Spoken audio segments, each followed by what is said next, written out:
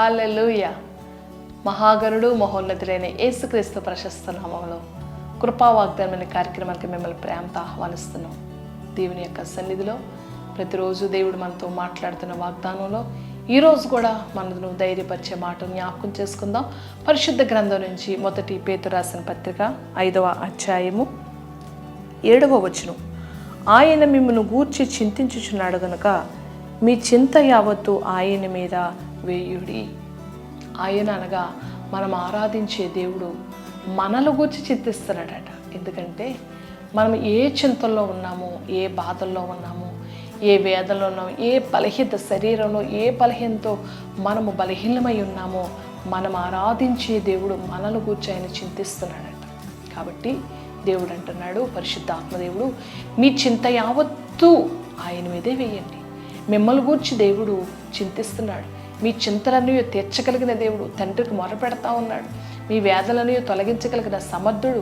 ఎప్పుడైతే నీ చింత నువ్వు మోయకుండా, నీ భారం నువ్వు మోయకుండా, నీ వేదన నువ్వు మోయకుండా ప్రభు చేతులకు అప్పచెప్పి ఆయన మీదే నమ్మకం పెట్టుకొని జీవిస్తే నీ చింత యావత్తును ఆయన తీర్చగలిగిన సమర్థుడు నా యేసయ్య. ఒకానొకసారి ఏలియా అనే గొప్ప దైవజనుడు ఆహారం లేకుండా భయంకరమైన కరువు ప్రాంతాల్లో నివసిస్తున్న ఆ దైవజనుడు ప్రయాణం చేస్తున్న ప్రయాణంలో ఒక పేద విధవరాలు ఆయనను చూచినప్పుడు ఆ విధవరాలకు ఆహారం లేక ఇక ఒకే ఒక్క అప్పము తిని, లేకపోతే కొంచెం పిండితో అప్పాలు చేసుకుని తన కుమారుడు చనిపోదామనే భయంకరమైన కరువు, చింత, వేదన ఉన్న దినాల్లో ఆ దైవజనుడు అంటాడమ్మా, మొదట ఒక అప్పము తీసుకొచ్చి నాకు పెట్టు. ఎప్పుడైతే ఆ మాట దైవజనుడు చెప్పాడో ఆమె తన యొక్క కరువును మర్చిపోయింది, తన యొక్క వేదన మర్చిపోయింది, తన బిడ్డ ఆకలి మర్చిపోయింది, తన ఆకలి మర్చిపోయింది, తన చింత యావత్తూ మర్చిపోయింది. ఇదిగో దైవజనుడికి మొదట ఒక అప్పం తీసుకొచ్చి పెట్టినప్పుడు దేవుడు ఆమె పిండి యొక్క తొట్టెను ఆశీర్వదించాడు. ఆమె నూనె బుడ్డను ఆశీర్వదించాడు. వారు భూమి మీద వర్షము పడి పంటలు పండే వరకు సమృద్ధైన ఆహారము తెలగలిగిన కృపను దేవుడిచ్చాడు. ఎందుకంటే ఆమె ఆల్రెడీ చాలా చింతతో ఆ యొక్క అడవి ప్రాంతానికి వెళ్ళింది. కానీ ఎప్పుడైతే దైవజనుడు యొక్క దేవుని యొక్క సన్నిధి దైవజనులోంచి, దేవుని యొక్క ఆత్మ దైవజనులోంచి మాట్లాడిందో తన చింతంతా కూడా తొలగేసి, తన చింతంతా దైవజనుడికి అప్పచెప్పి, తన చింతంతా కూడా దేవుని మీదే భారం వేసి తన ప్రయాణం చేయగలిగింది. కాబట్టి దేవుడు సమృద్ధిని ఆమె కుటుంబంలో దేవుడు ఇచ్చాడు. కాబట్టి ప్రతి ఇంటిలో చింత ఉంటుంది, ప్రతి ఒంటిలో బలహీనతున్న భయంకరమైన దినాల్లో మనం ఉన్నాం, వేదనకరమైన దినాల్లో ఉన్నాం, అపాయకరమైన దినాల్లో ఉన్నాం.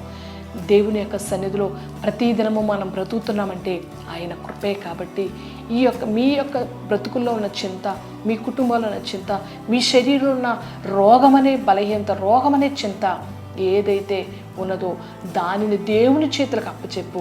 మీ చింతలన్నీ తీర్చి, మీ యొక్క వేదలన్నీ తొలగించి ఆయన చెంత మీకు విశ్రాంతినిచ్చే దేవుడు. అటువంటి కృప కొరకు ప్రార్థన చేద్దాం. మహిమ కలిగిన దేవా, కృప కలిగిన తండ్రి, ఇదిగో నీవు మమ్మల్ని గురించి చింతించుచున్నావని పరిశుద్ధాత్మదేవుడు నాయన హెచ్చరిస్తున్నాడయ్యా. మీ చింతలన్నీ ఆయన వైపు వేయమని నాయన అయ్యా మమ్మల్ని బలపరుస్తుండగా ఈ వాగ్దానం వింటున్న వారు ఈ దినం ఏ చింత, ఏ బలహీనత, ఏ శోధన, ఏ యొక్క ఆర్థిక ఇబ్బంది వారి కుటుంబాల్లో పట్టి పీడిస్తున్నాయో యేసు నామమున విడుదల దయచే నాయన.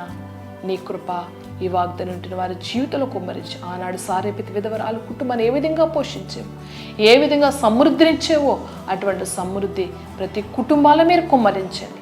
ప్రతి వారి చింతలు తొలగించి సేద తీర్చండి ప్రభా. శాంతిని దయచే, మనశ్శాంతిని దయచే, ఆదరణ దయచే, నెమ్మదిని దయచే. నీ కృప ప్రతి ఒక్కరికి తోడుగా ఉంచమని యేసు నామములో ప్రార్థిస్తున్నాను.